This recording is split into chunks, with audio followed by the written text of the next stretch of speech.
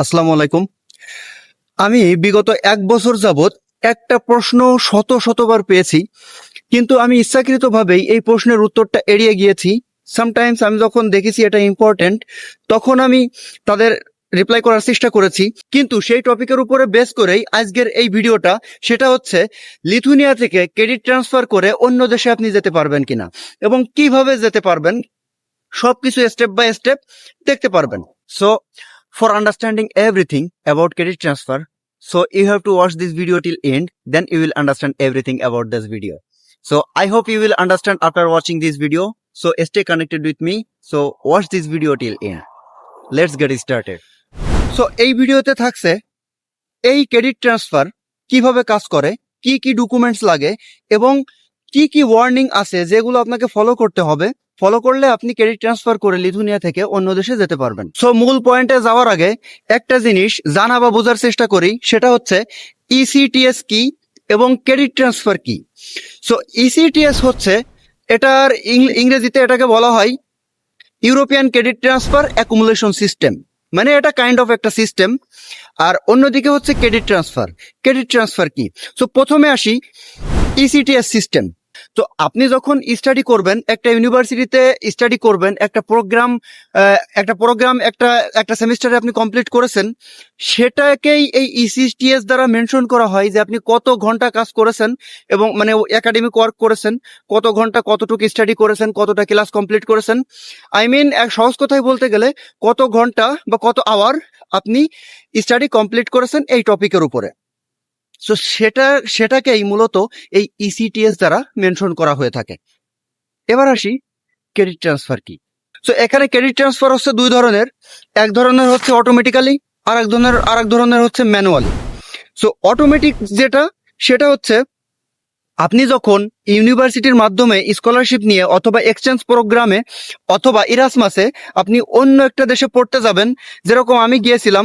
Suppose আমার উদাহরণ দিয়েই বলি, আমি যখন ইউনিভার্সিটি থেকে লাটভিয়া গিয়েছিলাম, আমি এক সেমিস্টার ইউনিভার্সিটি অফ লাটভিয়াতে মাস্টার্সের একটা কোর্স নিয়েছিলাম, মানে এক সেমিস্টার মাস্টার্স কোর্স কমপ্লিট করছি। এখন সেই যে সাবজেক্টগুলো কমপ্লিট করছি, সেই সাবজেক্টগুলার ইসিটিএস সিস্টেমের মাধ্যমে এই ক্রেডিটগুলো ট্রান্সফার করে দেওয়া হয়েছে। কিন্তু এই যে কোর্সগুলা, এই কোর্সের ভিতর যে স্টাডি কন্টেন্টগুলা, এই স্টাডি কন্টেন্টগুলো 100% মিলে নাই। মানে আমি অ্যাট দ্য সেম টাইমে এমআরইউতে পড়লে যে কোর্সগুলা করতাম, সেই কোর্সগুলা 100% মিলে নাই। কিছু কিছু মিলছে, কিছু কিছু মিলে নাই। কিন্তু এটা ইরাসমাস প্রোগ্রাম হওয়ার কারণে মাস্টার্সে যে কোর্সগুলো আমি করছি, সম্পূর্ণ কোর্সগুলো আমাকে ট্রান্সফার করে দেওয়া হয়েছে। মানে আমার সার্টিফিকেটে অ্যাড হচ্ছে এরকম যে আমি মাস্টার্সের যে সেমিস্টারটা কমপ্লিট করছি, ওই সেমিস্টারটাই ইনক্লুড হয়েছে আমার সার্টিফিকেটে। এরকম এটা হচ্ছে অটোমেটিক, মানে আমি যাই পড়বো সেটা 100% ট্রান্সফার হয়ে যাবে আমার এমআরইউতে, বা আমি যে হোম কান্ট্রিতে যে ইউনিভার্সিটিটা আছে সেই ইউনিভার্সিটিতে। এবার আসি ম্যানুয়ালি যেটা, সেটা হচ্ছে এক্সচেঞ্জ প্রোগ্রামে আপনি যদি আসতে চান, সেটা হচ্ছে আপনি একটা বিজনেস রিলেটেড প্রোগ্রামে পড়লেন। সাপোজ আপনার এই বিজনেস রিলেটেড যে কোর্সটা 6 মাসের যে কোর্স, এই কোর্সের মধ্যে যে কয়টা স্টাডি কন্টেন্ট আছে, সেই স্টাডি কন্টেন্ট গুলা যদি হুবহু না মিলে, তাহলে আপনি ওইটা ট্রান্সফার করতে পারবেন না। আই মিন আপনি সাপোজ ইন্টারন্যাশনাল বিজনেসে পড়তেছেন, অথবা আপনি সাপোজ সিএসই নিয়ে পড়তেছেন। সিএসই নিয়ে পড়ার কারণে যেরকম আপনার প্রোগ্রামিং আছে, আপনি সাপোজ এমআরইউতে প্রোগ্রামিং নিয়ে আপনি ইতালিতে যেতে চাচ্ছেন। এখন ইতালির ইউনিভার্সিটিতে প্রোগ্রামিং আছে অথবা প্রোগ্রামিং এর একটা সাবজেক্ট আছে, কিন্তু আপনি এমআরইতে যেটা পড়ছেন সেইটা হুবহু ইতালির ওই ইউনিভার্সিটিতে মিলতেছে না মিললে আপনি ওই ক্রেডিট ট্রান্সফার করতে পারবেন না। আর যদি হুবহু মিলে 100% মিলে যায়, সেক্ষেত্রে আপনি ওই ক্রেডিটটা ট্রান্সফার করতে পারবেন। ফর এক্সাম্পল, আপনি 1 বছর ক্রেডিট কমপ্লিট করছেন, 1 বছরে সাধারণত 60 ক্রেডিট হয়ে থাকে, ইসিটিএস হয়ে থাকে। সো 60 ক্রেডিট কমপ্লিট হইলে এই 60 ক্রেডিটের মধ্যে যে স্টাডি কন্টেন্টগুলা যেগুলো আপনি স্টাডি করেছেন, ওই সেম জিনিসগুলো যদি আপনার মিলে, তাহলে আপনি ওইগুলো ট্রান্সফার করে ইতালিতে বা অন্য কান্ট্রিতে যেতে পারবেন। আমি ইতালি মেনশন করলাম একটা কান্ট্রির এক্সাম্পল হিসাবে। এটা রোমানিয়া হতে পারে, জার্মানি হতে পারে, ফ্রান্স হতে পারে, ইউরোপিয়ান ইউনিয়নের যে কোনো কান্ট্রিতে আপনি যেতে পারবেন। হ্যাঁ, আশা করি বুঝতে পেরেছেন। তো আপনার হুবহু কোর্স যদি মিলে তাহলে আপনি যেতে পারবেন, মানে ওই কোর্সের ক্রেডিটগুলো 100% কমপ্লিট হয়ে যাবে। আর যদি হুবহু না মিলে তাহলে আপনি যেতে পারবেন না, আই মিন ওই যেতে পারবেন কিন্তু ওই কোর্সগুলো আপনি করতে পারবেন না। মানে আপনি যদি আপনার স্টাডি কন্টেন্ট যদি হুবহু 100% মিলে তাহলে ওই স্টাডি কন্টেন্টগুলো আপনার সামনে যে ইউনিভার্সিটিতে ক্রেডিট ট্রান্সফার করে যাবেন ওই ইউনিভার্সিটিতে গিয়ে কমপ্লিট করা লাগবে না, এটা অটোমেটিক্যালি কমপ্লিট হয়ে যাবে। আর যদি না মিলে তাহলে যে কোর্সগুলো মিলছে না তাহলে ওই ইতালি যান বা যেখানেই যান সেখানে গিয়ে ওই কোর্সগুলো আপনাকে পুনরায় আবার কমপ্লিট করা লাগবে। সো আশা করি বুঝতে পেরেছেন ম্যানুয়াল ক্রেডিট ট্রান্সফার কি। আর সাধারণত আপনি নিজ দায়িত্বে যদি এখানে লিথুনিয়া থেকে যেতে চান তাহলে আপনাকে অবশ্যই অবশ্যই এই ম্যানুয়াল পদ্ধতিতেই যেতে হবে, অটোমেটিক্যালি এটা হবে না। অটোমেটিক্যালি কখন হবে? যখন ইউনিভার্সিটি আপনাকে টাকা দিয়ে পাঠাবে, স্কলারশিপ দিয়ে অন্য ইউনিভার্সিটিতে পাঠাবে, তখন ক্রেডিট না মিললেও সমস্যা নেই। ক্রেডিট যদি আপনার নাও মিলে তাও দেখা যাচ্ছে আপনার ক্রেডিট সম্পূর্ণ না মিললেও আপনি দেখা যাচ্ছে ওই ক্রেডিটগুলো ট্রান্সফার করে দিবে। ইভেন আপনার ওই সার্টিফিকেটে যে কোর্সগুলো করছেন প্রিভিয়াস ইউনিভার্সিটিতে ওই কোর্সগুলাই অ্যাড হয়ে যাবে। সো আশা করি বুঝতে পেরেছেন ম্যানুয়াল ক্রেডিট ট্রান্সফার কি এবং অটোমেটিক ক্রেডিট ট্রান্সফার কি। সো এবার আসি কি কি ডকুমেন্টস লাগে। এখানে ক্রেডিট ট্রান্সফার করতে সাধারণত ক্রেডিট ট্রান্সফার যে আপনি যে ট্রান্সক্রিপ্টটা লাগে, যে আপনার আউটকাম গুলো ছিল স্টাডি আউটকাম যেগুলো আপনি শিখছেন সেটার একটা ট্রান্সক্রিপ্ট লাগে, এবং কোর্স ডেসক্রিপশন লাগে অথবা সিলেবাস লাগে, অথবা এবং স্টাডি প্ল্যান লাগে।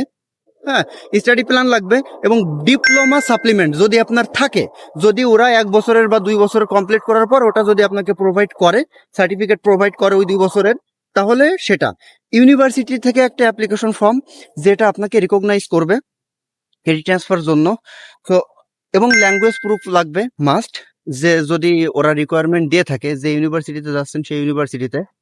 এবং পাসপোর্ট তো আছেই, পাসপোর্ট তো আমরা সবাই জানি, সো পাসপোর্ট লাগবে।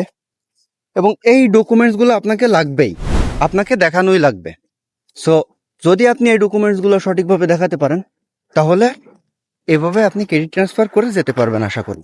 এখানে নতুন ইউনিভার্সিটি আপনার ডকুমেন্ট যদি দেখে যদি কম্পেয়ার করে এবং তারা যদি ইউজুয়ালি দেখে যে সাবজেক্ট তাদের প্রোগ্রামের কোনো মানে প্রোগ্রামের যে সাবজেক্টের সাথে মিলছে, তখন আপনি অলরেডি সেই সাবজেক্ট সম্পর্কে নলেজ অর্জন করেছেন কিনা।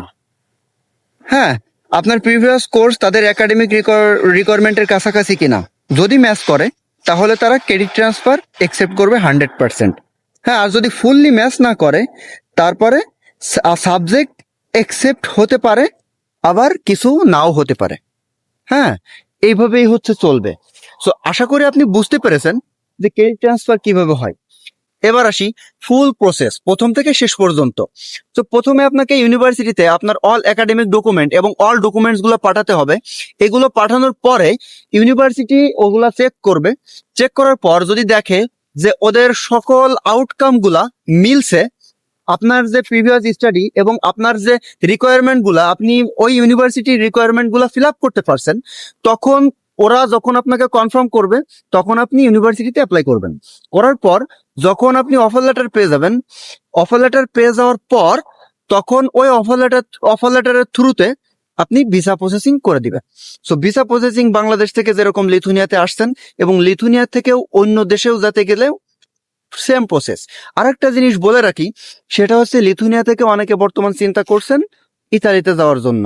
এই ইতালির বিষয়ে শত শত প্রশ্ন আমার কাছে আছে, প্রশ্ন আমাকে করেছেন।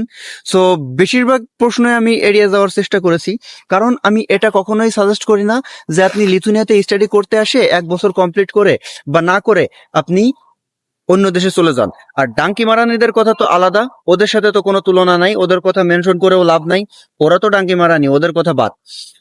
আপনি যখন বৈধভাবে যাওয়ার চিন্তা করছেন, সো আপনাকে নিয়ে আমি ভাবছি এবং আমি চিন্তা করছি বর্তমান যে সিচুয়েশন লিথুনিয়াতে, সেটা আসলে স্টুডেন্টরা না যেও পারছে না, এটা স্টুডেন্টেরও কিছু করার নাই। ল্যাঙ্গুয়েজ একটা ইস্যু, তারপরে ইনকামের একটা বিষয়, সব কিছু বিষয় মিলে একটু ঝামেলার মধ্য দিয়ে যাচ্ছে আর কি, যার কারণে স্টুডেন্টরা এই চিন্তাগুলো করছে। তো যাই হোক, আপনাদের যাতে হেল্প হয় বা লিথুনিয়াতে যারা আসছেন তাদের যাতে হেল্প হয় অন্য দেশে যাওয়ার ক্ষেত্রে, তাদের জন্য এই ভিডিওটা বানানো। কিন্তু আমি আমার জায়গা থেকে অ্যাকনলেজ করছি, আমি এটা কখনোই সাজেস্ট করি না যে আপনি লিথুনিয়াতে এসে আপনি লিথুনিয়া ছেড়ে অন্য কোনো দেশে আবার চলে যান কমপ্লিট না করে। আপনি কমপ্লিট করে যান সেটা আলাদা কথা, কমপ্লিট করে গেলে দেখা যাচ্ছে আপনার ভিসা ইজিলি হবে। ওয়ার্ল্ডের যে কোনো দেশে আপনি অ্যাপ্লাই করবেন, অফার লেটার পাবেন এবং আপনি ইজিলি যেতে পারবেন যদি আপনি লিথুনিয়া থেকে ব্যাচেলর কমপ্লিট করেন। আর যদি না করেন সেক্ষেত্রে ওই বাংলাদেশ থেকে অফার লেটার পাওয়া যেরকম হার্ড, এখান থেকে অন্য দেশে অফার লেটার পাওয়া তেমনটাই অলমোস্ট সিমিলার, এতটা ইজিও না। বিষয়টা হচ্ছে এই। সো সো আশা করি বুঝতে পেরেছেন। সো তারপরেও যদি কোনো প্রশ্ন থেকে থাকে ইনবক্সে করতে পারেন অথবা কমেন্ট বক্সে লিখে দিতে পারেন।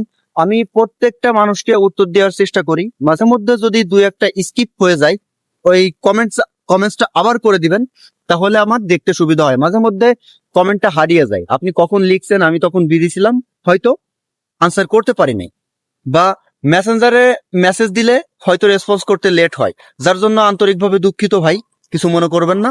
So I will try my best. So best of luck.